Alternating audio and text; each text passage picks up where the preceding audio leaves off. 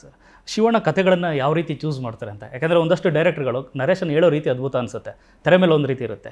So ಕಥೆಗಳ ಆಯ್ಕೆ ವಿಚಾರದಲ್ಲಿ, ಯಾಕಂದರೆ ಕನ್ನಡದಲ್ಲಿ ತಗೊಳ್ಳೋದಾದರೆ ಈ ಥರ ಎಲ್ಲ ವೆರೈಟಿ ಆಫ್ ಸಿನಿಮಾಗಳು ಮಾಡಿರುವಂಥದ್ದಾಗಲಿ, ಸೂಪರ್ ಹಿಟ್ ಸಿನಿಮಾಗಳು, ವೆರೈಟಿ ಜಾನರ್ಸ್ಗಳು ಕೊಟ್ಟಿರೋದು ಶಿವಣ್ಣ ಮೊದಲಿಗರು. ಸೊ ಯಾವ ರೀತಿ ಕಥೆಯನ್ನು ಕೇಳ್ತಾರೆ, ಯಾವ ರೀತಿ ಒಪ್ಕೋತಾರೆ ಅಂತ ಡಿಪೆಂಡ್ಸ್. ನನ್ನ ಮನಸ್ಸು ಮುಟ್ಟಬೇಕು ಅಷ್ಟೇ.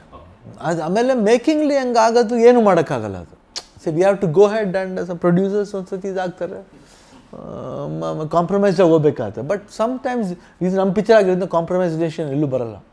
ಬೇರೆ ಪಿಕ್ಚರ್ ಇವಾಗ ಪ್ರೊಡ್ಯೂಸರ್ಸ್ ರಾಮು ಅವರಾಗಲಿ, ಇಲ್ಲಾಂದರೆ ಜಯಣ್ಣ ಅವರಾಗಲಿ, ಇಲ್ಲಾಂದರೆ ಹೊಂಬಾಳೆ ಇರ್ಬೋದು ದಟ್. ಸೊ ಅವರೆಲ್ಲ ಭಾಳ shoot makers, Srikanth, they want for the film. Some directors they are very adamant. Surya ಇರ್ಬೋದು, ಆದರೆ ನರ್ತನ ಆ ಥರಲ್ಲೇ always is very adamant, he wants that. So ಅದರಿಂದ ಡಿಪೆಂಡ್ ಆಗುತ್ತೆ. ಸೊ ನಾವೇನು ಮಾಡೋಕ್ಕಾಗಲ್ಲ, but we have to go head. ಒಂದು ಸತಿ ಅಕ್ಸೆಪ್ಟ್ ಮಾಡಿದ್ಮೇಲೆ ಕಷ್ಟನ ಸುಖನ ಹೋಗ್ತಾ ಇರಬೇಕು. ಸೊ ಭೈರತಿ ರಣಗಲ್ ಅನ್ನೋ ಪಾತ್ರ ನಿಮ್ಮನ್ನು ಎಷ್ಟು ಕಾಡಿತು ಅಣ್ಣ ಅಂತ? ಇಲ್ಲ, ಯಾವಾಗ ಅಷ್ಟೇ ಮಫ್ತಿ ಬಂದಾಗಿದ್ದಾನು ಆ ಒಂದು ಪಾತ್ರ ಓದಾಗೆಲ್ಲ ನಮಗೇನೋ ಒಂದು ಡಿಫ್ರೆಂಟ್ ಮೂಡು, ಒಂದು ಆ್ಯಟಿಟ್ಯೂಡ್ ಬರೋದು. ಆ ಆ್ಯಟಿಟ್ಯೂಡ್ಗೆ ಯಾತಕ್ಕೆ ಬರೋದಂದರೆ because it has got an ambition.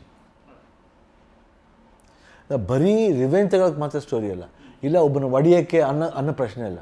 But ಯಾತಕ್ಕೋಸ್ಕರ ಅವನು ಅಷ್ಟರ ಮಟ್ಟಿಗೆ ಹೋಗ್ತಾನೆ ಅನ್ನೋದನ್ನು ಭಾಳ ಅದ್ಭುತವಾಗಿ ತೋರಿಸಿದೆ. ಅದರಲ್ಲಿ ಪೇಯ್ನ್ ಇದೆ, ಅಳು ಇದೆ, ಒಂದು ಫುಲ್ಫಿಲ್ಮೆಂಟ್ ಇದೆ, ಒಂದು ಧ್ಯೇಯ ಇದೆ. ಈ ರೋಣಾಪುರದಂಥ ಜಾಗ ಇದೆಯಾ ಅಂತ, ಯಾಕಂದರೆ ಪೃಥ್ವಿ ಅನ್ನೋ ಸಿನಿಮಾದ ನಂತರದಲ್ಲಿ ಅಂದರೆ ಬಳ್ಳಾರಿ ಆ ಥರದ್ದೊಂದೇ ಏನೋ ಒಂದಷ್ಟು ಕನೆಕ್ಟ್ ಆಯಿತು. ಆ ಜಾಗವನ್ನೇ ಮತ್ತೆ ಒಂದಷ್ಟು ನೆನಪಿಸುತ್ತೆ ನೀವು ಚಾಪರಲ್ಲಿ ಬಂದು ಹಿಡಿಯುವಂಥ ಜಾಗಗಳಲ್ಲಿ. ಏನಾದ್ರು ಇದೆಯಣ್ಣ ರೋಣಾಪುರದಂಥ ಊರು ಅಥವಾ ಹಿನ್ನೆಲೆ ಇನ್ಸಿಡೆಂಟ್ ಅನ್ನೋ ಇದೆಯಾ?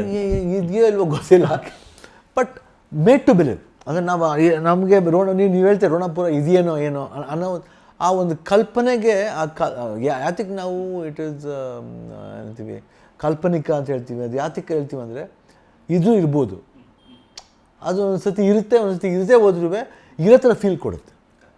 ಅದೇ ಸಿನಿಮಾ, ದ್ಯಾಟ್ ಇಸ್ ಮ್ಯಾಜಿಕ್. ಅದನ್ನು ಚೆನ್ನಾಗಿ ಕ್ರಿಯೇಟ್ ಮಾಡಿದ್ದಾನೆ.